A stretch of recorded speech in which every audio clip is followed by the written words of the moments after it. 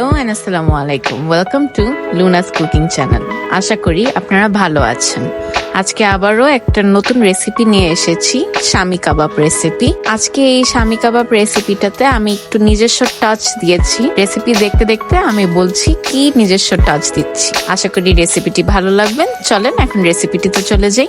So ফার্স্টে আমি আলু নিয়েছি, আলুগুলাকে আমি বয়েল করে নিয়েছি। এখানে আমি 4 থেকে 5টা আলুর মতো নিয়েছি। আলুগুলাকে ভালো মতো ম্যাশ করে নেব। একদম ম্যাশ করে নেওয়ার পর আমি একে একে মশলাগুলো অ্যাড করব।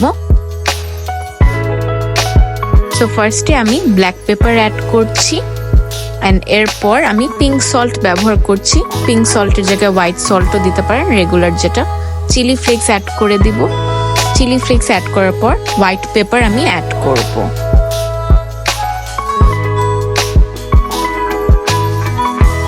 এন্ড দেন ভালো মতো মিক্স করে নেব। মেক শিওর করতে হবে আমি যেই মশলাগুলো বলছি এগুলো অবশ্যই অ্যাড করবেন। এন্ড দেন অনিয়নস অ্যাড করলাম এন্ড কাঁচামরিচ। মরিচ আর অনিয়নটা ভ্যারি করে আপনারা কতটুকু দিতে চান, তো এটা কম বেশি করতে পারেন। আমি এখানে ধনিয়া পাতাও অ্যাড করে দিলাম এন্ড দেন ভালো মতো আমরা এটাকে মিক্স করে নিব। এটা খুবই একটা ইজি রেসিপি। আশা করি আপনাদের এই রেসিপিটা ভালো লাগবে এন্ড অবশ্যই ট্রাই করে আমাকে জানাবেন। আচ্ছা, নেক্সট থিং, আমি আজকে শামি কাবাব বানানোর জন্য চিকেন গুলাকে বয়েল করে নিয়েছি এন্ড দেন এটার মধ্যে হলুদ, আদা, রসুন, লবণ আর ব্ল্যাক পেপার দিয়ে এটাকে বয়েল করে নিয়েছি। আচ্ছা, কামিং ব্যাক টু দ্য আলু ম্যাশ যেটা করেছি আমরা, এটার মধ্যে আমরা কর্নফ্লাওয়ার অ্যাড করে দিব এন্ড দেন আমার চিকেন গুলাকে আমি শ্রেড করে নিয়েছি। ওই শ্রেডেড চিকেন গুলাকে এই আলুর মিক্সচারে দিয়ে দিব এন্ড দেন ভালো মতো একসাথে আমরা এটাকে মিক্স করে নিব। মেক শিওর করতে হবে আলুর সাথে চিকেন গুলা ভালো মতো মিক্স হয়ে যায়। ভালো মতো মিক্স করে নেওয়ার পর আমরা নেক্সট প্রসেসে চলে যাব। তো নেক্সট প্রসেসে আমার এই চিকেন শ্রেডের মধ্যে আমি অল্প একটু ডিম অ্যাড করব। অল্প একটু বলতে আমি একটা ডিমের অর্ধেক অংশ দিয়েছি। এই ডিমটা অ্যাড করলে টেস্টটা আর একটু বেটার আর মজা হবে। সো অবশ্যই বলবো এই স্টেপটা স্কিপ করবেন না। ডিমটা অ্যাড করে আমরা ভালো মতো মিক্স করে নিলাম।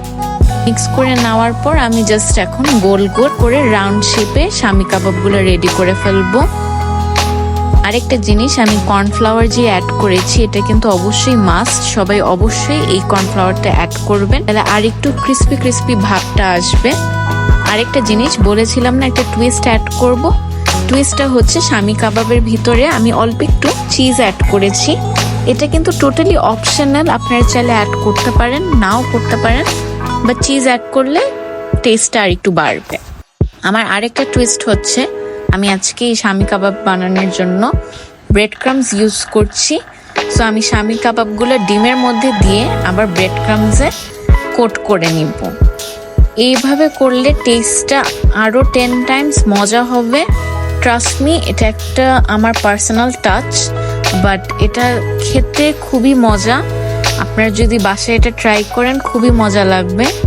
আচ্ছা, আমার শামি কাবাবগুলো দেখাচ্ছি বানানো রেডি। এখন আমি প্রসেসটা দেখাবো। ফার্স্টে আমি একটা এগ ওয়াশ করে নিব এন্ড দেন এটাকে আমি আমার ব্রেড ক্রামসে দিয়ে দিব।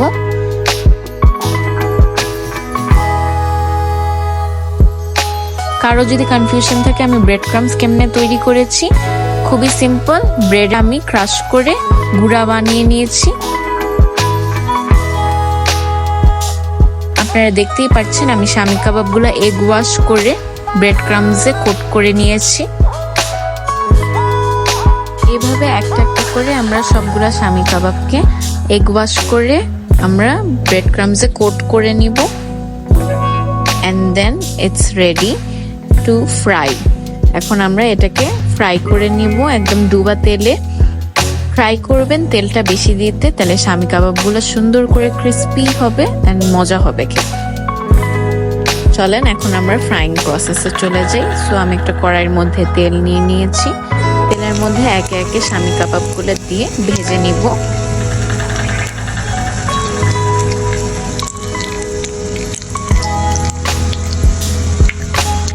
ক্রিস্পি গোল্ডেন একটা ভাব আসবে, তাহলে আমাদের শামি কাবাবগুলো রেডি হয়ে যাবে।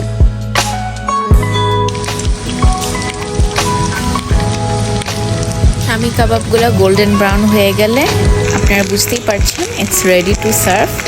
গরম গরম মজাদার শামি কাবাব। আশা করি এই রেসিপিটি আপনাদের ভালো লাগবে। এই চিজ অ্যান্ড ব্রেড ক্রামসটা, এটা আমার একদম নিজস্ব পার্সোনাল টাচ ছিল।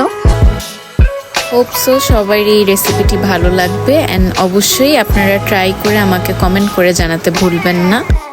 আর অ্যাজ অলওয়েজ যেটা সবসময় বলি, একটি লাইক এবং কমেন্ট অবশ্যই করবেন। আর আপনারা যদি আমাদের চ্যানেলের নতুন ভিউয়ার্স হয়ে থাকেন, সাবস্ক্রাইব করে আমাদের সাথে থাকেন।